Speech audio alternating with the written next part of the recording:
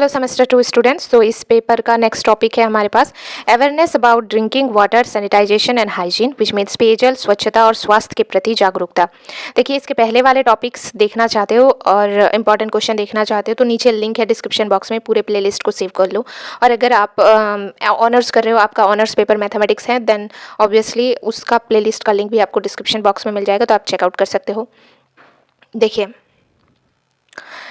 इसको हिंदी में क्या बोलेंगे? पेयजल, स्वच्छता और स्वास्थ्य के प्रति जागरूकता।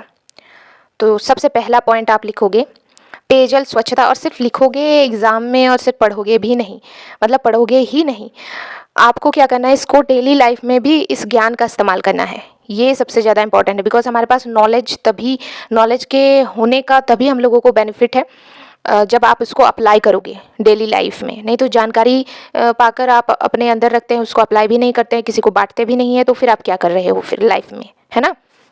देखिए, पेयजल, स्वच्छता और स्वास्थ्य एक स्वस्थ जीवन का आधार है। अगर आप पेयजल को स्वच्छ रखें, स्वच्छतापूर्वक जीवन जिए और स्वस्थ अगर हो, ऑब्वियसली ये दो करोगे तो स्वस्थ ही रहोगे, तो ये हमारे जीवन का आधार है। दूषित पानी और गंदगी से हैजा, दस्त, टाइफाइड और पीलिया जैसे गंभीर बीमारियां फैलती है। इनसे बचाव के लिए हमेशा शुद्ध पानी पिए, खुले में शौच ना करें। बाथरूम, अभी तो प्रधानमंत्री का जो योजना आया था तो उसमें तो शौचालय बना दिया गया है, लेकिन आपको पता है अभी भी गांव में ना लिखा होता है कि स्वच्छ मुक्त गांव, ठीक है। और अगर आप घुसोगे ना गांव में तो कोई भी शौचालय का इस्तेमाल नहीं करता है। तो ये दुर्दशा है गाँव की।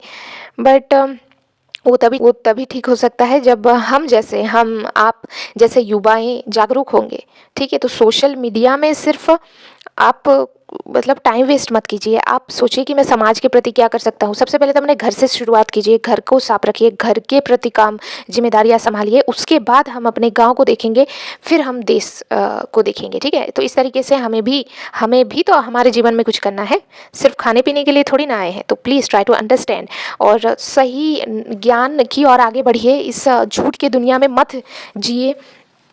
तो बस मेरा आपसे यही अनुरोध है कि आप सच्चाई को जानें अच्छे से और उसको अप्लाई करें और देश, दुनिया, गांव सबके लिए कुछ अच्छा कीजिए, दूसरों के लिए अच्छा कीजिए। सिर्फ अपना मत सोचिए, लेकिन सबसे पहले अपना सोचिए, उसके बाद दूसरों को भी मदद कीजिए। और कभी भी गलत तरीके से काम मत कीजिए, हमेशा सही तरीके से काम करने की कोशिश कीजिए। बिकॉज हो सकता है फर्स्ट में आपको बहुत ज़्यादा तकलीफ़ें झेलनी पड़े, लोगों का ताने सुनने मिले, या कई बार आपके फैमिली खुद बोलेंगे कि आप गलत हो, ये हो, वो है।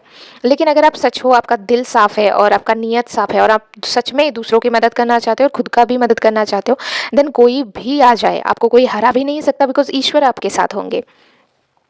इनसे बचाव के लिए हमेशा शुद्ध पानी पिए, खुले में शौच ना करें और साफ सफाई की अच्छी आदतें अपनानी है।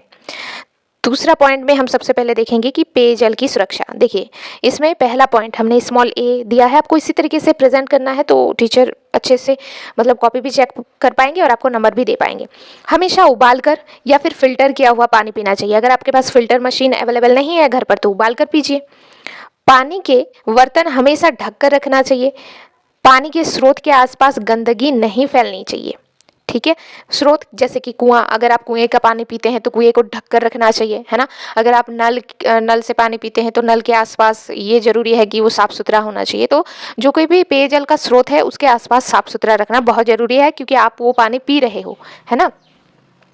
और कई बार ना आपने देखा होगा घर में पानी लाकर छोड़ देता है, ढकता नहीं है ना, तो उसमें मक्खी चली जाती है कई बार, तो बहुत सारी गंदगी, धूलकण मिल जाते हैं। तो हमेशा पानी को ढक कर रखना चाहिए, हमेशा, ये लापरवाही नहीं चलेंगी।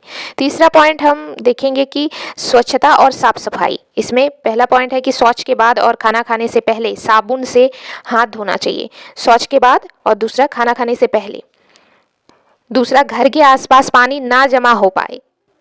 घर के आसपास कभी भी कोई गड्ढा हो, पानी जमा है, या नाली हो, पानी जमा है, तो इस तरीके से आपको जमा नहीं रखना है पानी को, आप उसको तुरंत निकालिए उस पानी को, ठीक है। क्यों? ताकि मच्छर ना पनपे, बिकॉज उसमें मच्छर पनपते हैं, फिर वो मच्छर आपको काटते हैं और फिर हमें मलेरिया वगैरह और भी कई सारी गंभीर बीमारियां होती है।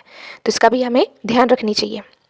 फिर कूड़े को हमेशा कचरा पात्र में ही डालना चाहिए, ठीक है। इधर उधर फेंक देते हैं हम लोग, लेकिन ऐसा नहीं करना चाहिए। नेक्स्ट पॉइंट है स्वास्थ्य पर क्या प्रभाव पड़ेगा। देखिए, अगर हम साफ सुथरा तरीके से रहें और इन सारी चीज़ों का ध्यान रखें तो शुद्ध जल और स्वच्छता से क्या होता है कि पेट की बीमारियां दूर रहती है। दूसरा, बच्चों का विकास बेहतर होता है और कुपोषण से बचाव होता है ना। बीमारियां नहीं होंगी तो हमारा बच्चों का जो विकास है वो बहुत ही अच्छा होगा, और अस्पताल का खर्च बचता है और जीवन स्तर सुधारता है, सबसे इम्पोर्टेंट है ना। चलिए, मिलते हैं नेक्स्ट टॉपिक के साथ, तब तक इसे पढ़ लो। 18 तारीख को एग्जाम है, सो जल्दी करो। कमेंट में ज़रूर बताना कि आपको कैसा लगा क्लास। लाइक कर देना, शेयर कर देना, सब्सक्राइब कर लेना और डिस्क्रिप्शन बॉक्स चेक करके प्लेलिस्ट को सेव कर लेना।